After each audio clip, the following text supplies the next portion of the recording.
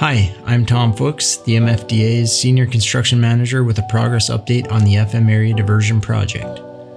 Crews have been busy double shifting main channel excavation and levee embankment for the 30-mile-long stormwater diversion channel.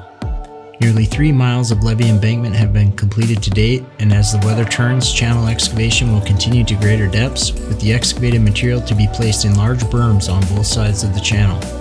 There's more being done north of Fargo, near Argusfield, than pushing dirt, however. Existing utility lines need to be moved to make way for the 30-foot deep channel.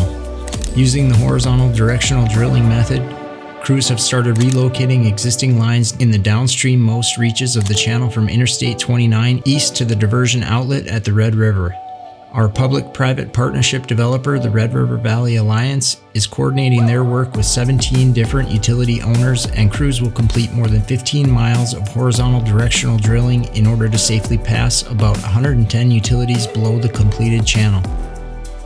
ASN Constructors is also installing drainage blankets and wick drains as part of surcharge embankments at the new combined County Roads 4 and 31 bridge crossing. These mitigation measures will speed up settlement to provide an even roadway approach to the bridge. Farther south, at the Wild Rice River structure, Ames Construction is also excavating material. They're digging an engineered channel and continuing to work on the upstream approach aprons in preparation for permanently rerouting the Wild Rice River through the structure itself. Precast concrete girders have now been installed across portions of both the vehicle service bridge and mechanical platform bridge atop Bay 2 of the structure, with bridge deck formwork underway as well. In Bay 1 of the structure, crews are making final preparations to hang the second of the structure's 2 gates, which will mark another much anticipated milestone on the project. Over at the Drain 27 mitigation project, work is wrapping up for the season.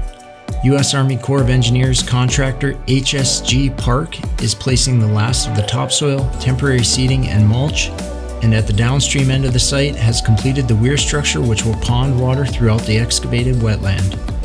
In 2023, permanent vegetation will be planted, completing the 320-acre restoration.